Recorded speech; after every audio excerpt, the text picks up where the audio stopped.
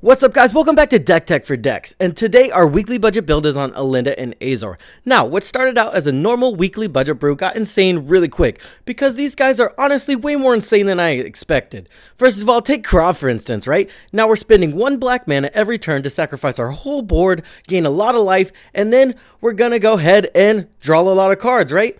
So what do we get off of that? We get a massive Krav, our board state stays somewhat the same, and then we get a whole hand of cards, and we can do that on each of our opponent's turns. Pretty insane. Now, we also have Blood Artist effects, right? So now whenever we're sacrificing our whole board, we're dealing damage to our opponents, taking them all out one by one.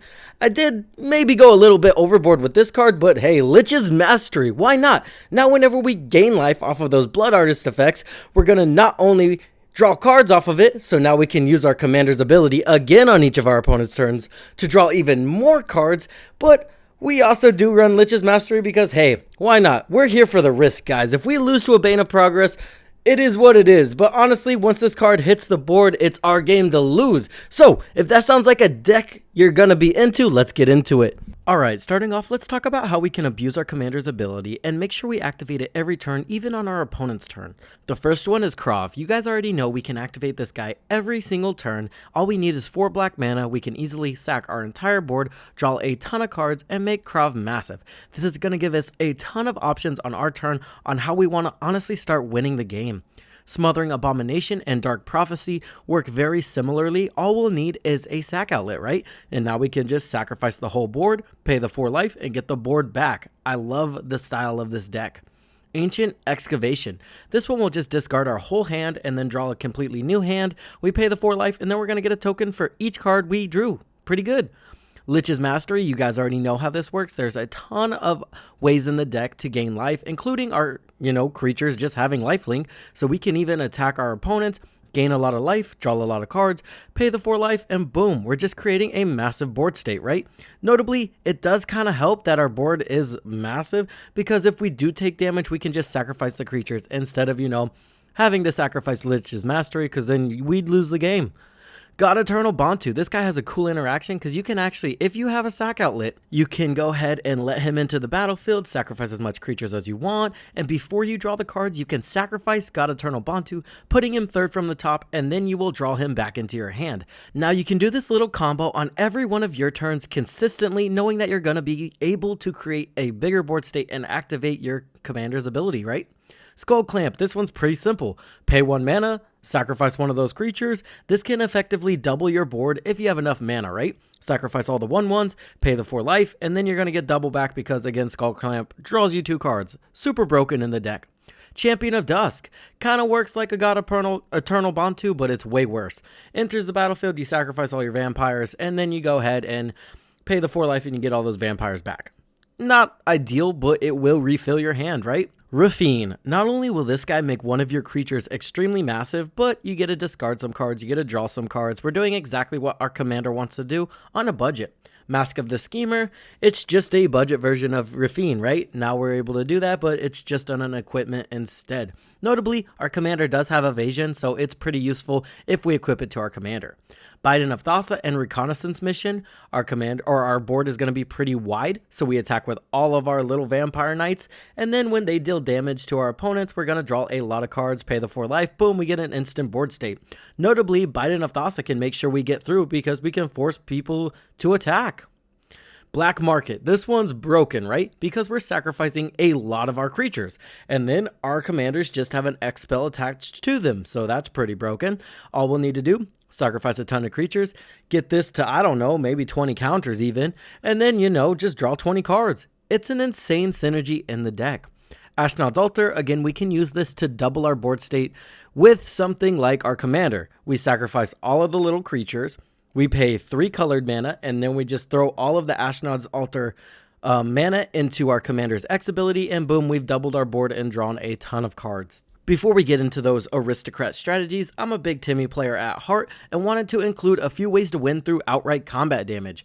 Vidalian Wave Knight. Now, you'll notice that we do create vampire tokens, but those vampire tokens are also knights, so we can abuse their typing here to create a massive board state that's super powerful. Cordial Vampire and Indulgent Aristocrat can also put 1/1 counters on our board, making them massive. Sanctum Seeker and Knight's Charge. Our opponents are just going to lose life whenever we attack with a lot of our knight creatures. Nykthos, Paragon. Now whenever we're gaining life, we're putting 1/1 counters on each of our creatures. Super good when paired with our Aristocrat strategy, right? Because whenever we sacrifice that creature, we're going to gain life, and then we're going to throw a 1/1 counter on all of our creatures. I like it. Lastly, we have Invasion of New Capenna. Super solid removal on the front. Go ahead and crack that battle and you're going to get an equipment. Shove that equipment on your commander and now you're just buffing your whole board while you're doing exactly what you want to do, which is attack with your commander, right? Now we can get into those Aristocrats. We have Vindictive Vampire, Zulaport Cutthroat, Cruel Celebrant, Falconwrath Noble, Agent of the Iron Throne, and Elis Il-Kor. These are going to be super solid. Now our opponents are just losing life whenever we're doing exactly what we want to do, which is sacrifice our creatures. Corpse Knight is going to be even better because it happens on ETB instead of them dying. And then we have, of course, our Blood Artist. Sanguinary Priest is a little unique in the way that when we sacrifice our creatures, it deals damage to any target. So we can even use this to take out our opponent's creatures or again, just take out our opponents. Then we have our sack outlets with Vasir Seer, Whisperblood Liturgist, Woe Strider. I like Fallen Ideal here just because we can equip it to our commander and make our commander massive. And again, we're just doing exactly what we want to do, which is sacrifice our creatures.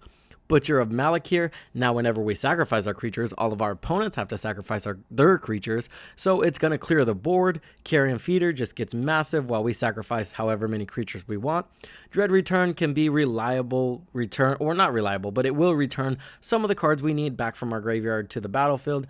Etching of the Chosen is solid protection for our commander. They will be gunning for our commander because honestly, like I said, it's a lot more powerful than I initially thought. Let's go over these supporting cards in the deck. We have Chasm Skulker. This is going to be super solid because, again, we're drawing a lot of cards. Then we just sacrifice this guy for an instant board state. Rhea Ivor is also going to be super solid in this deck. One, it's a knight, so we're on theme. Additionally, whenever our commander attacks, we can target it with that +1 ability. Now, instead of dealing 7 damage to someone's face, you create 7 tokens. And then you sacrifice those 7 tokens to set off the Blood Artist effects that deal 7 damage to everybody's face. So it's, like I said, very solid in the deck. Thalisi Reverent Medium. This is literally a budget anointed processions that makes it to where you create, spirits instead of the vampire knights, which is going to be amazing in this deck. And if you notice, she does it on each instep. So by the time it gets back around to us, if we have Krav on the battlefield, we will literally have 8 times the amount of tokens we started with. Now, don't deck yourself here, but remember, when we untap, those tokens will essentially have haste since we created them on our opponent's turn. So we can end the game out right there. Exsanguinator Cavalry, not only will this start buffing our board up, but it can also give us some pretty solid card selection. Ariel, Knight of Windgrace, I like this one because we're going to go ahead and get some solid removal while we have another way to create some tokens.